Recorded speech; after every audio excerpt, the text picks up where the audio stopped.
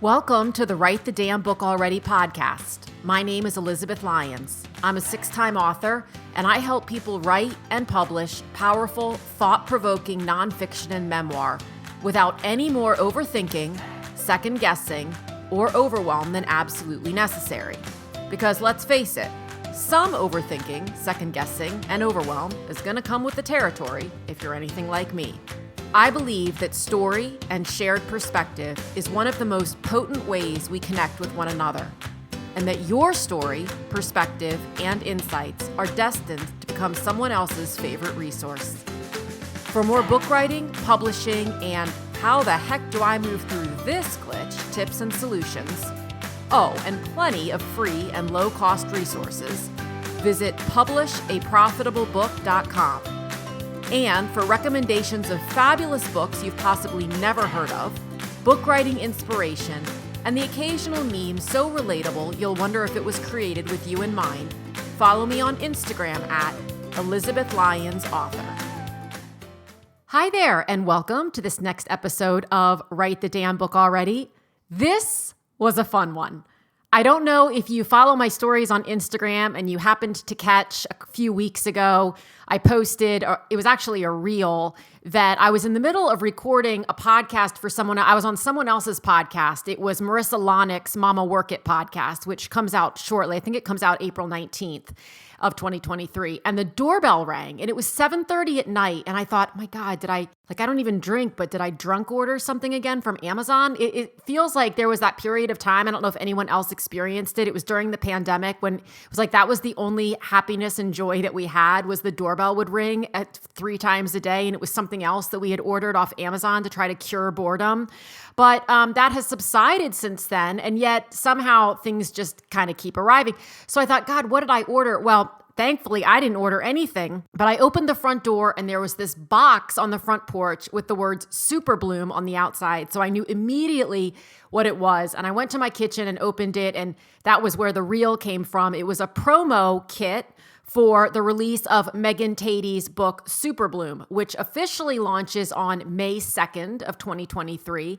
And it was the most fun, don't worry, I will not say funnest. It was the most fun promo box I've ever gotten. It was fully themed. It was thematic. And there was a little piece in there that I'm going to talk about in my interview with her here in a second, that at the time that I got it, I thought, what is that? This has to have something to do with the book, but I don't know what it was. And it was so brilliant because it just made me want to read the book even more than I already did, which was a lot. I devoured Superbloom in 3 days. It was an incredible read, and I talked about all the reasons why I love it in the episode. But what I was most excited to talk to Megan about, as I always am, is the writing process. And you know what I love about this so much is that with each author I interview, people are so willing to just be real about the ins and outs of all of it, like the behind the scenes of what really goes into writing a book. And it makes me so happy, not just as a book coach, but as an author, because we all need the reminder sometimes that there's no such thing as overnight success. And what we see and think happens in 17 minutes, lots of times takes 17 years. And just the simple reminder that we're not doing anything wrong and there are other people who are in this with us, even though maybe it's not in the same room, is so comforting sometimes, to me anyway. I'm excited to share this episode with you. You can find Meg. I've linked all of her links below. She's on Instagram, her website. I've linked her book in the show notes. If you're lying on your couch while listening to this and not driving, and you don't want to go to the show notes and you just want to go over to Instagram and start following her immediately, her handle is Meg Tady. That's MEGTAD, like dog, Y. And one of the best reasons to follow her, and there are a lot of them, is the amazing picture of her Aunt Joanne, who is 92 years old, tearing through Superbloom in 3 days. That was what inspired me to get through it in 3 days. I wanted the hashtag Be Like Aunt Joanne to take off. I don't think it has yet, but I still have hope. At the end of the episode, you'll hear we have an opportunity for you to win a free paperback copy of Superbloom. We'll tell you exactly how to do it at the end of the episode. I know you're going to love every minute of this, so let's just jump in. I flew through this thing. I I loved it. And as I said in the intro to you, or when we were chatting before, it's such an easy, you know who it reminds me of is Emily Henry or Lucy Foley's The Guest List, because I couldn't stop. It's easy enough that you don't have to go back and read sentences 3 and 4 times. So you just keep going. Number one. Number two, I can't stop. So at the end of each chapter, I'd say, okay, just, it's like Netflix binging, just one more chapter. And then I'd get to the end of that and I'd be like, so like, darn you, because you left every chapter off at the point where I couldn't, I wanted to keep going. But there are so many beautifully written lines. Like it wasn't like he just sat down and he went to the store and then he came out of the store and then there was a murderer in the parking lot, which would conceptually probably keep someone turning the pages, but you describe things in such a way that I kind of got lost in all of it without realizing I had gotten lost in it. That's amazing. It does. That's amazing. Thank you so much. It is amazing. Thank you. So my first one is this is your first book. It's my first. Yeah. Yes. So when you got the idea to do this, and the plot started coming to you, what next? Did you sit down and it just all poured out of you? Do you plot it out? What kind of a writer are you right now? Oh my gosh, Elizabeth, this took me 8 years. The whole process. Yes. It took me 8 long, tedious years. Yeah. The idea came to me when my husband took me on a surprise birthday trip to a spa. Yeah. And I got a massage from a woman. And the whole time I was like, I don't think she wants to be here. Like, am I her like 8th massage of the day? What is this like? What is this profession like? This is so fascinating. And the idea for the book started flooding in. My husband also gave me a journal for my birthday. And so I went back and I started writing the first few ideas for the book. But at that time, I was a journalist and I had started my own business as a writer. And I always imagined my first book would be nonfiction. And so I didn't think that I could write a novel. I just didn't know I had it in me. I started taking some short creative writing classes, just writing short stories. But slowly I began kind of piecing this book together. And then over the course of a year, I had a novel. And then I queried it and I was like, I'm going to make some agent's day, like they're going to fly out of their office and be like, I found her, my unicorn. There she is. And I heard nothing. And I was like, oh, okay. So I've got a lot to learn.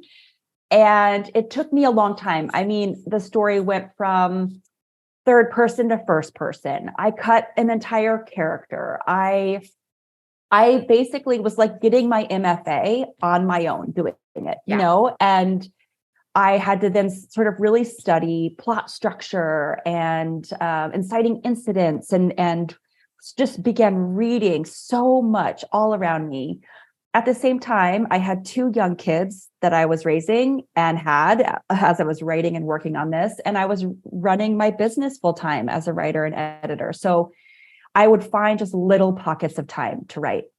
Yeah. And it just took a really, really long time to get it right and to land an agent, to get the book deal.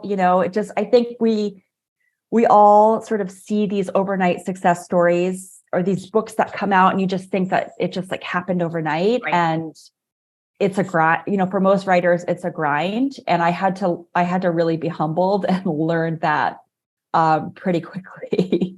It's truly the biggest, and I'm so surprised. I think that it's still a misconception, but it really is this idea. And it's not just books, it's anything, right? I think about Angry Birds. Did you ever play Angry Birds, the app?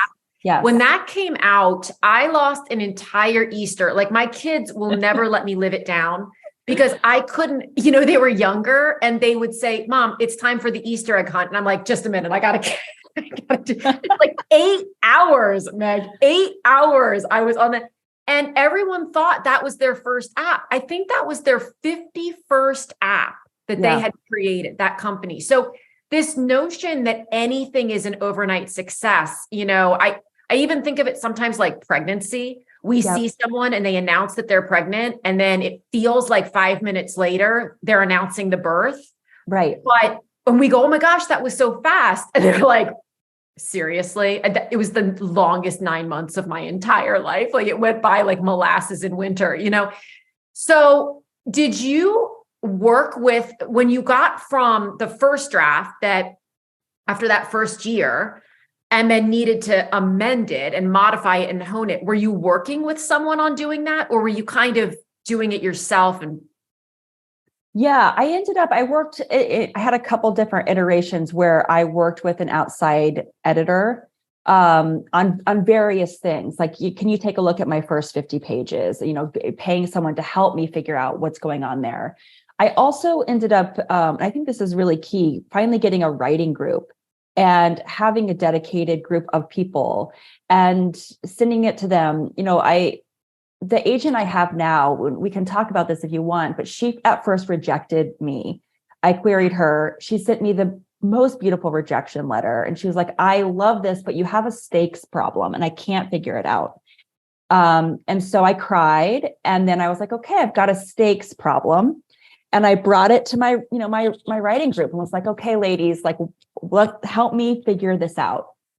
So I worked on it for like 8 or 9 more months before I went back to my now agent and was like, hello, any chance you would take a look? And she was like, I'm so happy to see your name pop up. Yes, send it to me. But that was, that took, 8 months of me kind of looking at it again and figuring out really nuanced small changes to make the manuscript work. And it took that sort of tinkering over and over and over again. And I just kept getting really close, really, really close. Mm-hmm. Like I had, I think 15 or 16 full requests from agents, but no offers. So like it's hooking someone, but not, what's not working. Yeah. And just trying to figure that out for a really long time. What kept you from just saying, forget it? I had a lot of tears. And I almost shelved it. I started working on another novel for a while, like, okay. And you have to, I know a lot of authors have these novels in a drawer, maybe multiple ones. So I'm like, maybe this is it. First of all, my husband he kept reminding me on dark days, like, remember you're doing this because you love writing. Yeah. You love it. And your best days, my best days are the days where I've spent even a little bit of time writing. I feel like I'm a better mom, wife, friend, sister. Like I just feel my full self when I've touched the page in some way. So he's like, just remember that. And also, I just loved Joan and Carmen and all the characters that I couldn't give up on them. And so I felt like I just had to keep going just a little longer. And I'm so glad that I did. Because now I get to introduce them to the world and, it's all happening. So yeah, but I really considered giving up many times. So I want to ask you about Carmen, but I'm taking notes so I don't forget anything and I can keep my train of thought here. Writing groups. This is something that's coming up a lot, and I'm a firm believer in them. And one of the things that I think can be challenging is how to find and I'm putting air quotes around this, good one for you. So lots of times when people are working with writing groups or they're working with beta readers or whatever it is, they're getting a lot of conflicting feedback and then they don't know what to do. What has been what is one of your best tips, or what's something that has really worked for you when it came to finding a group of people that you really trust, really vibe with and such? Yeah, that's a tough one because sometimes you get connected. I got connected. There's another podcast called the Shit No One Tells You About Writing.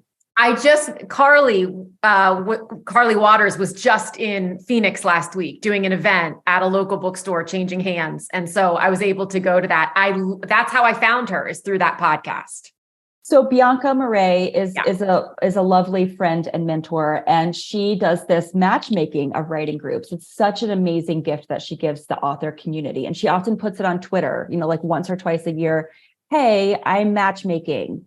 Send me stuff about you. And so she's how I connected with 2 writing groups. And I think the strength of a writing group is not only getting feedback, but it's giving feedback. It's learning why. This prologue isn't working, but why? How can you articulate why? What's right? What's wrong? Because that's only going to strengthen your own writing and your own pages. So that has been really key. And then, these are the people that you can bemoan, oh my gosh, I didn't hear back from this agent and they asked for my full and then they never, ever responded. And that kind of keeps you from then like dashing off a terrible email to this agent, which you don't want to do, or going to Twitter and being like, screw this. Right. So there's like this built-in support group. But you could get matched, or you could end up in a group where it's just not vibing. You have people who don't get your sense of humor, or you have people who are writing, really dark thrillers that you can't bear to read. And honestly, you've got to kind of break up. And I've had to do a little bit of that navigating myself. And I've also had, other people kind of start a group and then say, actually, I'm going to step away. And it's, it could be for whatever reason. They just didn't feel like it was for them. But don't stay in a writing group if it's not for you. Just, you got to break up. You got it. Sometimes you have to respectfully say it's not you, but it is. And also it's me. And why? Exactly. Yeah, exactly. Yep. Is this a virtual group that you have? It's a virtual group. Okay. Yes. So we've only met there. Some of them are just such dear friends to me now, but we haven't met in person. And they're some of the people who really helped me get the book to the finish line and helped me sort of figure out a couple of very key things that made like all the difference. So I definitely try to find those people. So did you know when you first started and you went to the spa and you got this idea and then you started writing about it, did you know the full trajectory? Did you know how it was going to end? Did you know, or do you kind of piece that together as you go?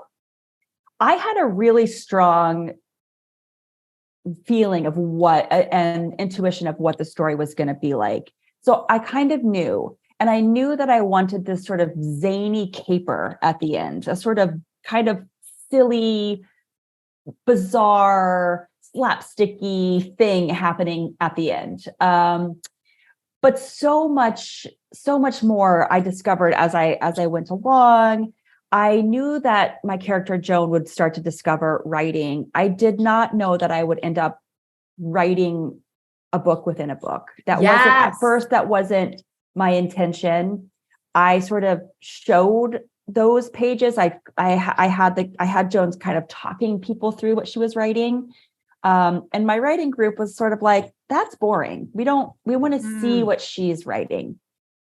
I knew that it's difficult to do a book within a book. You've got to hook your readers not only on your book, but then on a new book, and suddenly be like, also be interested in these characters and a slightly different writing style. And, but that was a really important change for me. So I knew I had a basic idea, but then it morphed throughout the years. Right. And I think that's, I talk to people a lot about their outline, which is very different when you're writing nonfiction or memoir versus fiction. I mean, in the sense that the plot points, right, or the beats, if you will, are different. But one of the things that I like to continue to remind people is that the outline, the book that you finish with, often does not resemble the outline that you started with. And that's okay. Right. And holding yourself hostage to the outline that you started with can sometimes stifle the creativity that you're digging up as you're doing it. Yes, I think so. I mean, and I'm just not a plotter in that way. I have a hard time outlining. I like to discover my characters on the page and have things kind of fly in. And I take walks almost daily with my dog. And that's where I really, especially if I can really force myself, no podcast, no music, no talking on the phone, really just think. That's that's what I think writing requires so much of, that we forget. It's just time to sink in and think and think and think and ponder these characters and what they would do and what they would say. So that's where I kind of let that creativity kind of come in and be like, oh my God, that's it. That's it. And I love those moments of discovery. And that's what keeps me really invested and interested in the story. Okay, so I'm not going to give away any spoilers because it's so fun, but the caper you referred to at the end, can I just say that I could see that whole thing playing out on screen? That's awesome. It That makes was me so happy. funny. And it's possible that I envisioned myself in the role of one or more, like it would... I'm casting you. Thank you so much. That's one of my goals in life, is to get somebody to I just need to be an extra. I mean, I'd love to be a main character, but just sitting on a bench, or something. I think that I'd like maybe one word, but that's all. But no, there's a funny part. And again, I don't think this is going to spoil anything, but there's, when you see those movies and they have this doesn't happen in the books. I'm not giving anything away, but there's the lasers and they have to do kind of this navigation of the lasers. Yes. It's like a tuck and roll like type thing. Right. Yeah. And so that was the part that I laughed out loud because I thought that was so funny that it would be suggested. Okay, this is what you're going to have to do in the midst of this caper, not to get caught. Right. Right. Okay. Can we talk about Carmen for a minute? Yes. So I'm curious if Carmen is in any way based. Where did you find the inspiration for that? And I know this is such a cliche question. Where did you find the inspiration for this story or character or whatever? But where did she come from?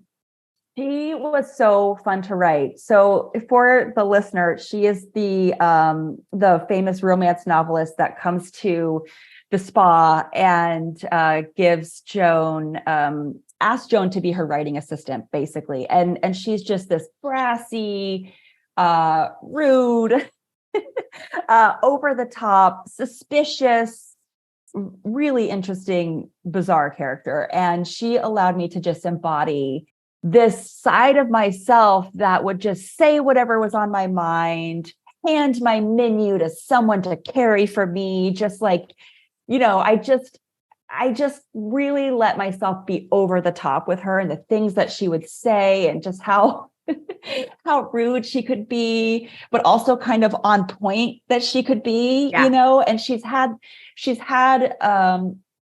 such a, interesting past, and she has made her own way.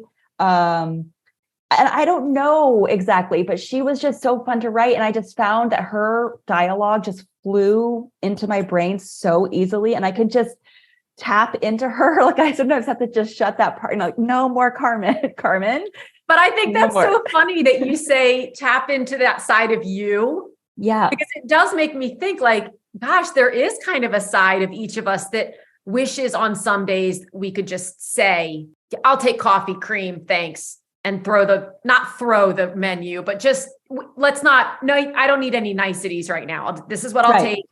But what I loved that you did is, and you did it so well, is of course, when you're reading about a main character who's kind of, you want to not like her or you don't like her. And then at some point, it's typically quite important for the reader to understand why the reader is that way, because it lets you have some level of compassion, even though they act a little bit entitled or rude or outright mean at times. And you did that so well. And it made me, I don't want to say too much because I don't want to give it away, but you did it very well. Thank you so much. That was a really great note from my editor, Bridie at Zibby Books, who was amazing. And one of the things she really stressed as I was editing, she was like, I want Carmen to have an arc, a story arc, in the same way that Joan does. And at the end, without giving things away, Joan, her community is really having like a big hug around her. And she was like, I want this character Carmen to experience something similar to that. Yeah. So, without Bridie telling me exactly how to do that. That was my directive. And it was such a great point in her edit letter. And of course you get the edit letter. I'm like, oh God, how am I going to pull that off? And actually, it was totally on point and it was great. And I'm so happy that she now has so much more depth to her than she had for a while. I finally understand the Snickers bar. So a couple of weeks ago, I was recording I was recording a podcast. The doorbell rings. It's 7:30 at night. I'm thinking, I swear I didn't order something else off Amazon. They don't usually come this late anyway. What in the world? I open the door. I grab the box, just Superbloom on the side. I thought, okay. It was the most adorable, like pre-launch promo thing I've possibly ever gotten. It was so cute with the cucumber, the cucumber eye patches or things. And then there's this Snickers bar, and there was a rom-com Mad Lib, which was hilarious. And this Snickers bar, and man, I was so happy for that Snickers bar because I had a really long day and I just popped that sucker right in my mouth, but I didn't understand it at first. And so I thought there must be something in the book that references this. And it takes a while to get there. It does. It does. That's so funny. We probably should have said something in the box about like, why are you getting this random little mini Snickers bar? But Joan loves her Snickers. I don't think you needed to say anything because it piqued my curiosity even more. I thought, well, surely it's not just like, oh, we're just going to throw a Snickers bar in here. Like everything else was branded so well to the book that I knew there had to be something about it, but that was brilliant and also greatly appreciated because I was hungry. My daughter stole mine. My kids would have stolen mine were they here, but they were not. And so I definitely enjoyed that. Are you still doing your full-time gig? Yeah. So I am. I sold my second book to Zibby Books. So I'm working on that. And, my full-time gig is I'm a freelance writer and editor. So I can set a lot of that myself. And I work on a lot of alumni publications for schools. So I'm slowly peeling back some of that while I'm also keeping some really dear clients. And that's been really exciting to be able to do and to have a little bit more time to work on this second novel, which is such a dream, and on days where launching the first book feels sort of scary or nerve-wracking, I'm reminding myself that I'm doing this because I get to write the next one. And that's my goal. My goal is not the best reviews or this or that, but to be able to write the next one because I love doing it so much. So I have a messy draft due to my agent this month and I'm close. I might be a few pages shy, but I'm close. Okay. Yeah. Well, and the reason I asked that question is because another big misconception that people have is once you get a traditional book deal, you're set. Oh. Right. And I love the conversation, not at all from a negative or dim the light perspective, but just from a reality thing. It's not usually right out of the gate. You're not going to quit your job and move to an island in Greece and carry on. No, you're not. And it's funny because I sold the first and then I sold the second. And, if Superbloom were to ever get optioned, people are like, oh, can't wait for the Cape House. I'm like, you guys, I'm not some like instant millionaire here. That's not what's happening. I'm just hopefully slowly, if I'm like in a boat, I'm slowly turning this boat towards being sustainable as a novelist. And I may never get there.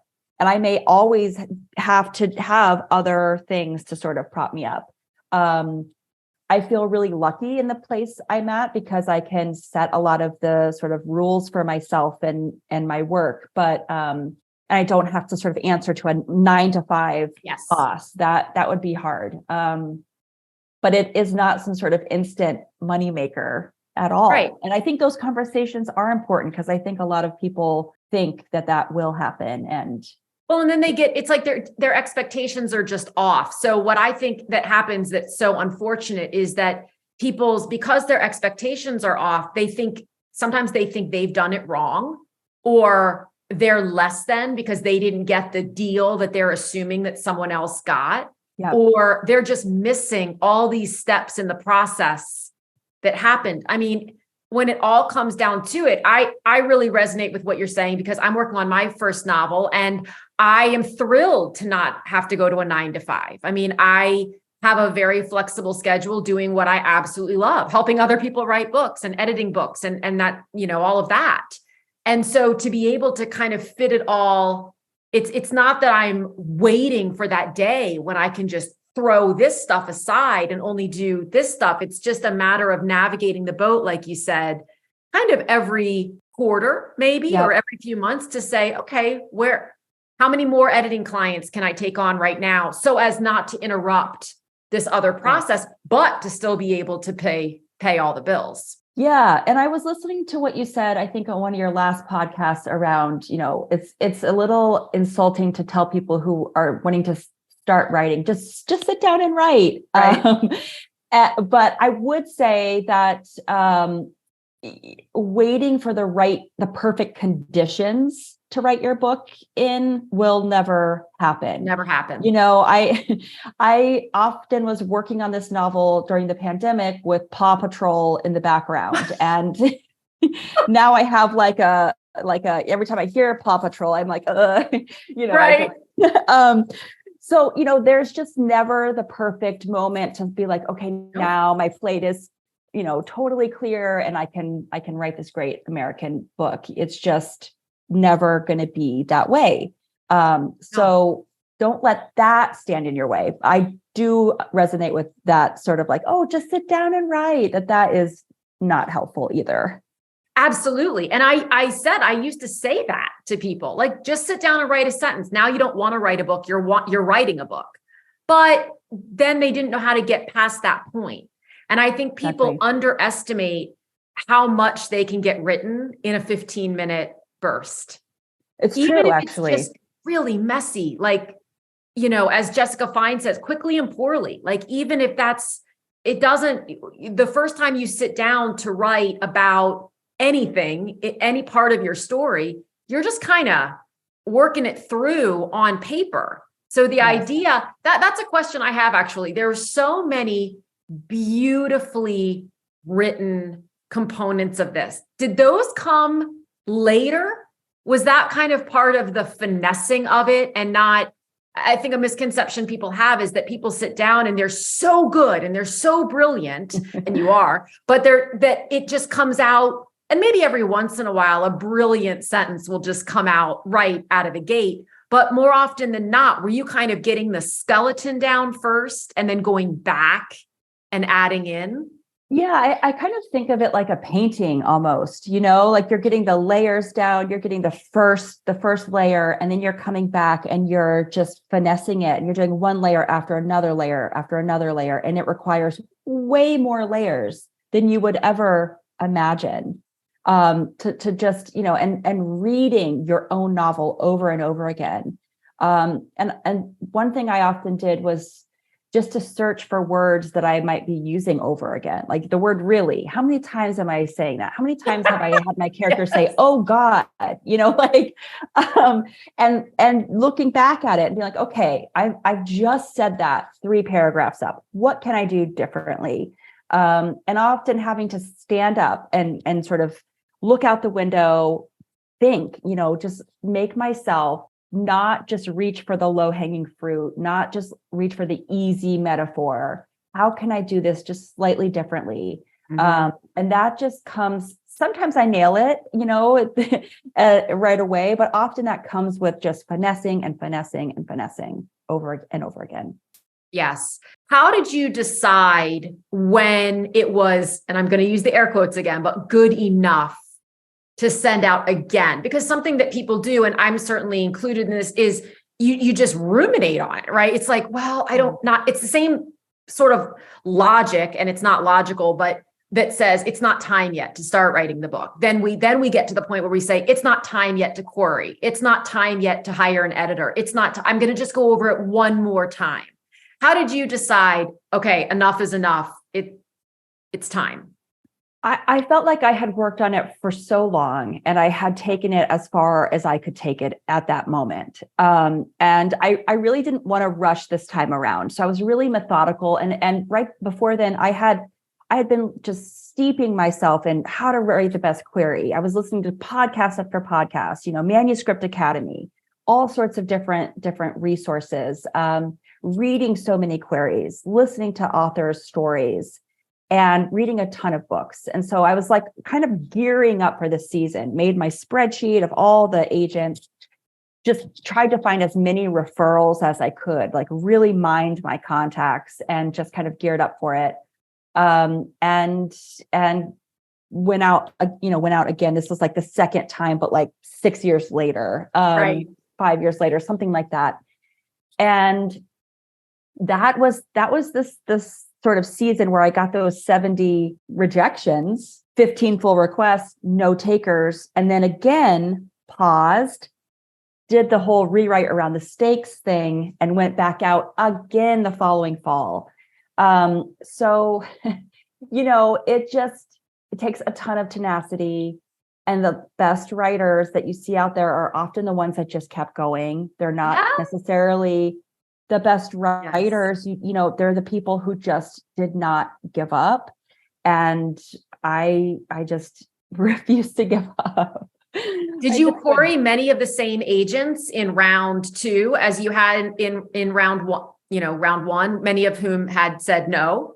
In some cases I did, which I know there's advice not to do that. But I went back to some who had my full before and responded really well to it. And I just said, hey, I'm back again, like I did with my agent who I have. And, I've done this and this. And I had started winning a few awards. I got, long listed for a few things. And that also bolstered my little, resume, what I could say I'd been doing over time. So that kind of piqued people's interest. And I also had a couple new referrals and contacts because I've been doing writing groups and classes and putting myself out there. So I just really kept going for it. And, Joan in the book takes a while to claim and really say out loud, I'm a writer, and take up space that way. And it took me a really long time to declare out loud to my friends, my family, to myself, I want to be a novelist. And it's such a scary thing because you really could fail, quote unquote. I mean, even you could write a novel, but you just never know where it's going to go. So it took me a while to be like, this is it. This is my dream. I'm going to really put everything I have into pursuing it. And that's what I did. I have 2 more questions. What are you most excited and most nervous about when it comes to the launch? I'm a little bit of an introvert. I can be an extrovert in some ways, but I love writing quietly in my space. So I'm so excited about the tour. At the same time, I feel like I'm throwing myself 10 birthday parties and praying that strangers come out on a Wednesday right, to an event where they might have to pay even like before they even buy the book for someone they've never met. So, I'm feeling that. And I haven't done a lot of readings or been on a book panel, or public speaking is new to me. So I've been hosting small groups of friends to just read in front of them because it makes me really nervous. So I've been trying that out. I'm getting there. So, it's up and down, like it goes, it comes and goes. And, it's like hard when you're not published, and then it's suddenly hard when you are. It's a wild ride, the whole thing. Yes. And I love that conversation with people, the difference, or not the difference, but the kind of the parallel universes of being nervous about failure and also being nervous about success. Yep. because Yeah. we just don't know where it's going to go, and we don't Yeah. know how it's going to feel when it goes there, and we don't know how we're going to respond to any of it. Exactly. But I'm also so excited to start to hear from people who have read it, who are just enjoying it and the different things they're enjoying. That is, what a trip to have someone say, I loved this part of your book. I mean, wow, it's incredible. Right. And it's often not the part that you necessarily expect either. Exactly. What are some of your favorite writing resources that you've used over the years, whether books or we talked about the shit no one knows about, the shit no one tells you about writing, the podcast, which is truly excellent. I absolutely love that podcast. It's so great. Yeah, Manuscript Academy is also so helpful for people who are trying to figure out how to write a query letter. There's so many free resources online. You know, you don't have to pay necessarily to go be part of a class or a group. There's all sorts of, I think there's another podcast, Queries, Qualms, and Quirks. You know, there's just all these different podcasts of like how people got their agents, how they wrote their books. I just gobbled that stuff up. I'm sort of blanking on all of the rest of them now, but there are so many free things out there. And there's a lot of people in the literary world who are so generous and willing to help and give of their time when you approach them. And I really plan and hope to be the same way, because I had a lot of help and support along the way from unexpected places. Absolutely. Well, here's what we're going to do. We're going to link, you're out May 2nd, 2023. Yes. We're going to link everything in the show notes, all the links and the places. And if you think of any other resources between, now and then, let me know, and I'll just add them to the list for people. Yep. And then we're going to do a giveaway for 2 copies of the paperback. Yes. And all people need to do, if you're listening, to be entered into that giveaway is take a screenshot of the podcast, share it to your Instagram stories, and let us know one of your most favorite takeaways from this episode, and tag both myself and Megan Tady. And you can even use the hashtag Superbloom, because yes, you can. That is the name of the book after all. Thank you so much. Thank you so much. I'm so grateful. Thank you for inviting me on. Thank you so much for tuning in. If you enjoyed this episode, this is your friendly reminder to follow or subscribe, leave a quick review, and share it with someone you know has a great story or message, but isn't sure what to do next. Also, remember to check out publishaprofitablebook.com for book writing resources and tips, and to see all the ways we can work together to get your book out into the world. Again, thanks so much for listening, and I'll talk with you again soon.